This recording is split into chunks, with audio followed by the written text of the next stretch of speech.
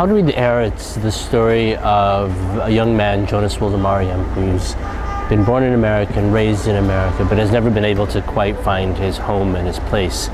And so over the course of the novel, Jonas, who's also an English teacher, goes on a search to understand his parents' history and his own failing relationship with his wife, Angela.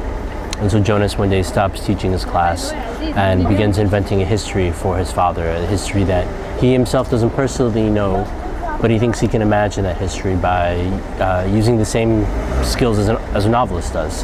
At the same time, Jonas, in the second part of the novel, also goes on a road trip throughout America, where he's driving the same journey that his parents made just before he was born, and he's trying to understand what happened between his parents while they were a young couple in America, and what happened to them when he was growing up, and why did he inherit so much violence and so much pain from them. I began writing this novel, I would say, about almost 5 years ago. I think I was almost done with my first novel,